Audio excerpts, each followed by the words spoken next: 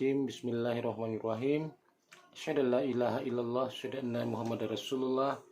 Assalamualaikum warahmatullahi wabarakatuh pada netizen semua. Kembali lagi bersama saya Abah Umar di channel Abah Umar Paranormal. Pada video yang lalu kita telah membahas tentang Vladimir Putin, tentang Mbak Rara, si pawang hujan, terus pendeta Sepuniatan Abah sisipkan di dalamnya kemarin itu tentang pantai selatan ya, di mana Nyai Ratu Kidul disebut sebagai Nyai Ratu Kidul ya, disebut sebagai penguasa daripada pantai selatan Jawa ya.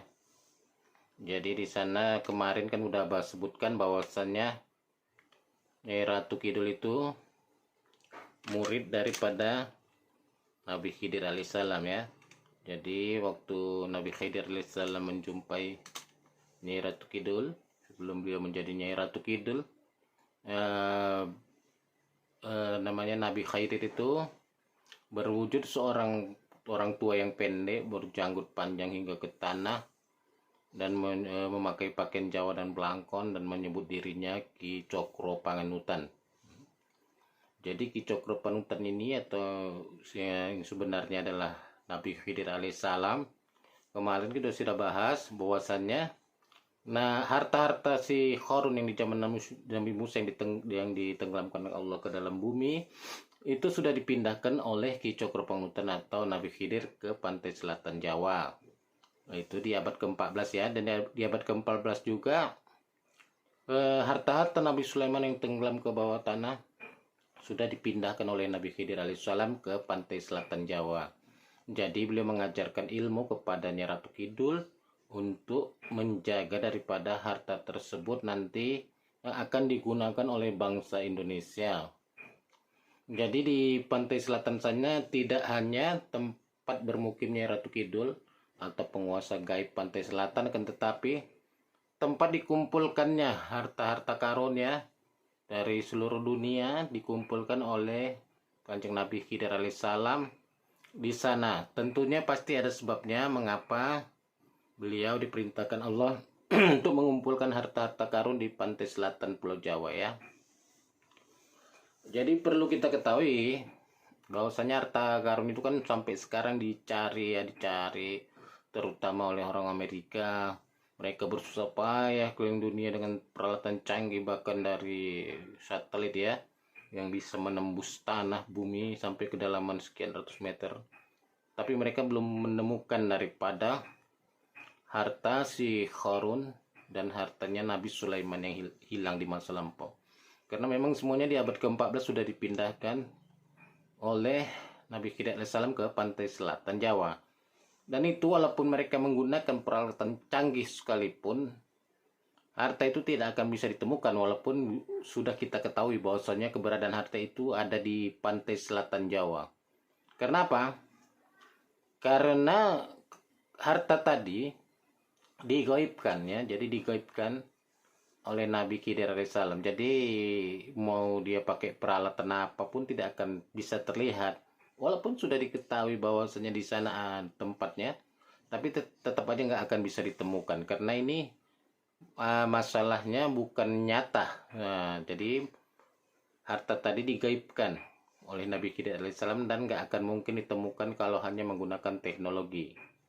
Dan walaupun Dajjal ikut turun serta ke sana tidak akan bisa menemukannya karena kekuatan Dajjal sendiri tidak sanggup ya mengalahkan kemampuan gaib daripada Nabi Khidir alaihissalam. Karena Nabi Khidir alaihissalam ini dikenal daripada guru dari seluruh wali-wali Allah. Jadi setiap siapapun yang mau menjadi wali Allah biasanya akan ditemui dulu oleh Nabi Khidir alaihissalam. Barulah orang itu bisa menjadi wali Allah. Jadi sebelum bertemu dengan Nabi Khidir alaihissalam, sebelum diturunkan sesuatu ilmu atau pengetahuan dari Nabi Khidir alaihissalam, biasanya pengetahuan Abah ya, itu tidak bisa menjadi wali gitu. Jadi ini pandangan gaib ya. Jadi yang Abah sebutkan tadi masalah harta karun di pantai selatan Jawa dan segala macam kejadian Nabi Khidir ini tidak ada hubungan dengan agama. Ini hanya pandangan gaib Abah saja ya, secara apa seorang paranormal, karena Abah ini kan seorang paranormal di jalur putih. Akan tetapi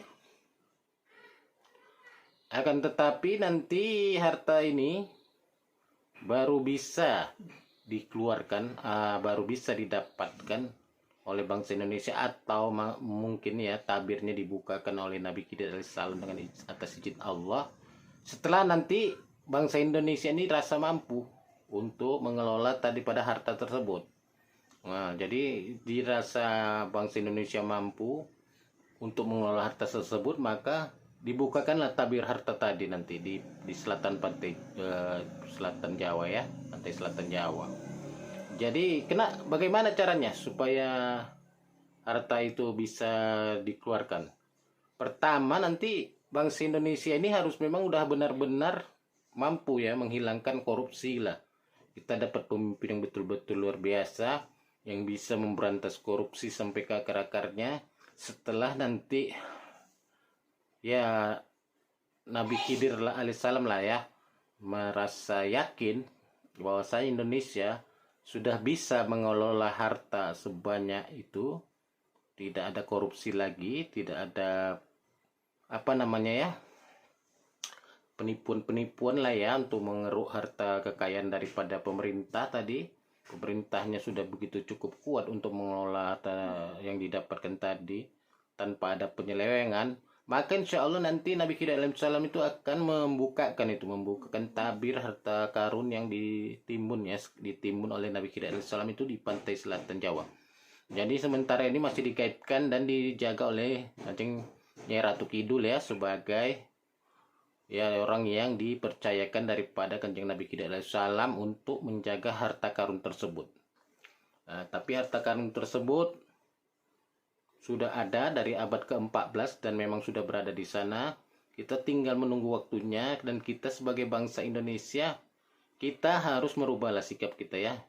Jadi kalau bisa kita berbuat apalah sesuatu yang sesuai dengan aturan-aturan yang berlaku lah ya. Jangan korupsi ataupun tipu-tipu daya dan segala macam, supaya negara kita ini diberi kepercayaan untuk mengelola harta yang begitu banyak berlimpah ruah, sehingga negara kita bisa menjadi negara yang terkuat ya, terbesar di dunia ini sampai mungkin akhir zaman lah. Karena kalau banyak penerawangan atau ya, ilham yang didapatkan para ulama-ulama di masa lampau, bahwasanya memang negara Indonesia ini negara yang dipersiapkan untuk menjadi negara yang paling besar, yang paling berkuasa sampai akhir zaman nanti ya, setelah kekalahan Dajjal dan kehancuran Ma'juj dan Ya'juj.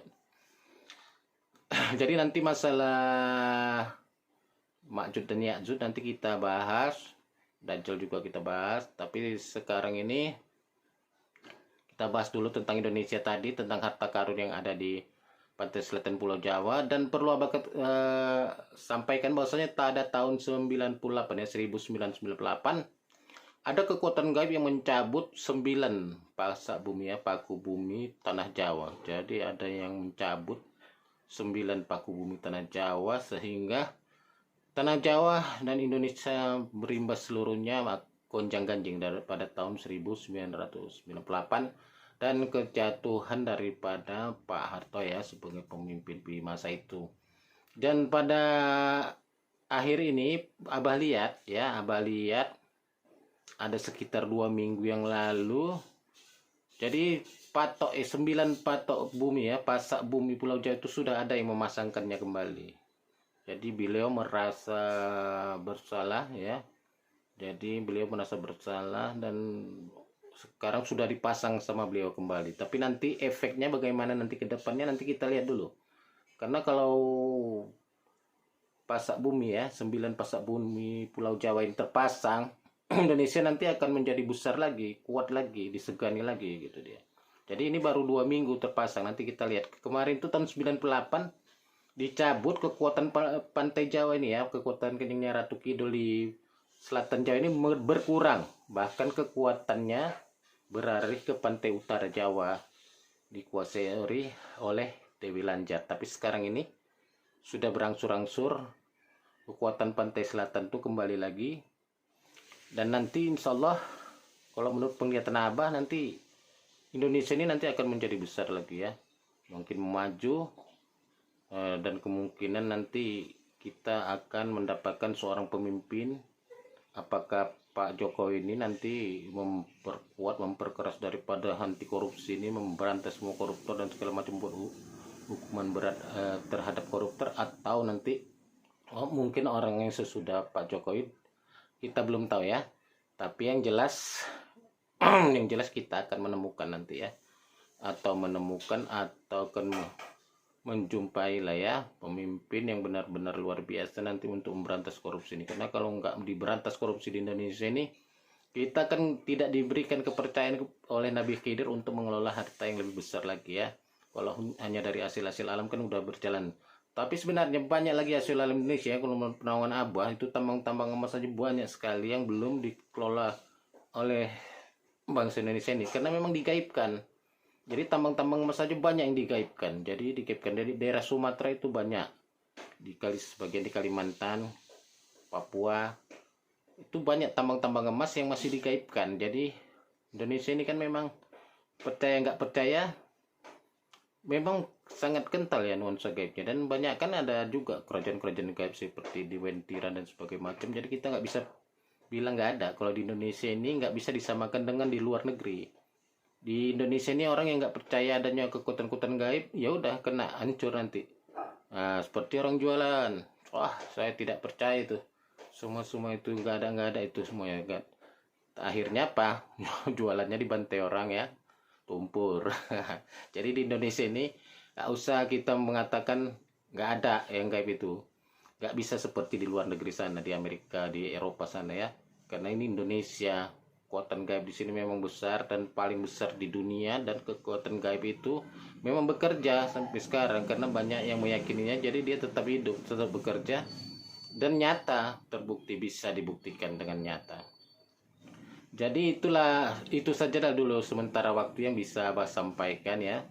Jadi kita sudah ketahui bahwasanya harta karun dari zaman Nabi Harun dan zaman Nabi Sulaiman itu sudah dikumpulkan oleh Nabi Khidir alaihissalam di pantai selatan Pulau Jawa, dan dijaga oleh Kanjengnya Ratu Kidul sebagai orang yang dipercayakan oleh Kanjeng Nabi Khidir alaihissalam. Semoga kita akan bisa mendapatkan keberkahan daripada harta yang tersimpan itu, dengan berubahnya bangsa kita menjadi bangsa yang jujur ya, dan patuh taat pada peraturan ya.